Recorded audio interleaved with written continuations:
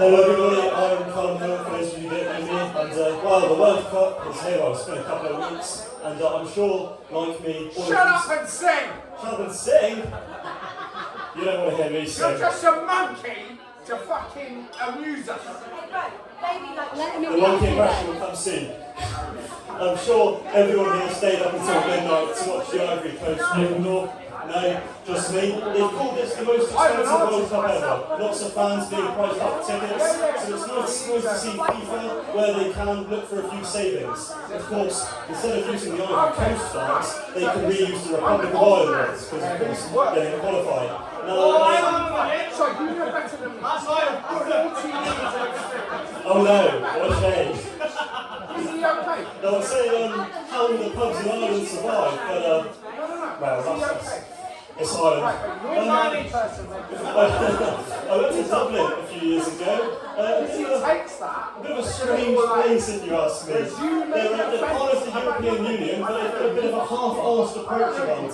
They've adopted the euro, but everything's in kilometres. And turn on the TV hotel, and it's Tipping Point, Emmerdale, and the bloke from Hull trying to buy antiques on Antiques Roadshow. So the Republic of Ireland's a bit like England after a failed software update. What I noticed in Ireland is they're not massive fans of the English. It made me feel a little bit guilty going around the museums, so I decided to work on a bit of an Australian accent to avoid the suspicion, which turns out to be a lucky coincidence, because I turned on the TV in the hotel and they're showing the Australian version of the sort of the chase. So Tipping Point and Ben Shepherd's okay, but the Chase and Bradley Wild absolutely not. Christ knows what it's done, but I was genuinely baffled, so I changed the channel and they're showing Jim Fix in it. Which was a bit strange, but then I realised it was the Priest channel, so it made a bit of sense. I had a lovely time in Ireland, I would absolutely recommend it. One thing to be wary of is the public transport. I needed this one flight home because there was a protest in the street for free Palestine, which is fair enough. I would also be queuing up in the street if they were handing out free Palestine. I was a little bit confused because I saw more South African flags than the Palestinian ones. I know they're the same design, but surely there's not that many colourblind people in Dublin. At one point, I wasn't sure if I was witnessing a political demonstration or the opening ceremony of the Rugby World Cup. It had me thinking they were bringing Nelson Mandela back from the dead. So I was thinking about Nelson Mandela in the shower the other day, as you do. Hang on a minute. I guess you was as well. Questions after, yeah? Nelson Mandela was one of the most influential people of the 20th century, which, while he was still in prison, the Specials wrote a song about him, which, if you think about it, he wasn't even free yet, and he was already big in Coventry. You would think, oh, you'd stop there. No, he goes for president afterwards. That's just showing off. For someone considered one of the most important people of the 20th century, he never made a guest appearance on The Simpsons, which makes you wonder, maybe he wasn't as influential as you believe. See, Stephen Hawking was on The Simpsons and on Epstein's Island. Talk about being spoiled. probably for the best that Nelson wasn't there. Stephen Hawking's blue badge has its perks. I accidentally went to the gym the other day to try and improve my health and well-being.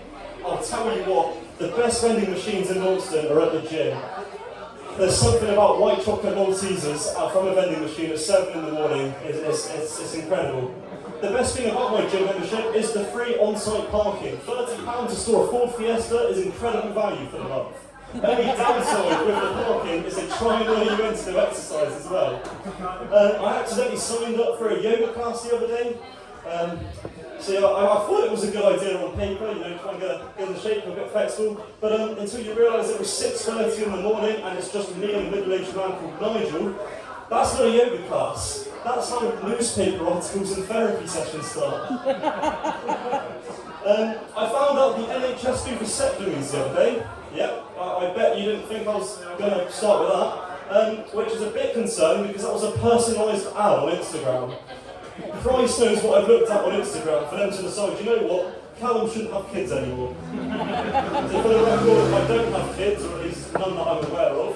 I do often do lots of research about trying to save money online, or what's the best way I can manage my money, so maybe Instagram's trying to tell me something with the vasectomy.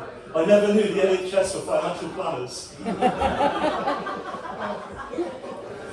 So I've decided that's where I'm now at with things, trying to save money. So I can't afford the World Cup tickets. I mean, I've got great value at the gym, but they're trying to lure me in with all this exercise. And now I'm actively researching vasectomies. At this rate, my retirement plan is just hoping that Ireland adopts the pound again. I say thank you very much. I've been Callum Hill. I do apologise if anybody is Irish, or if anybody here is actually probably Welsh.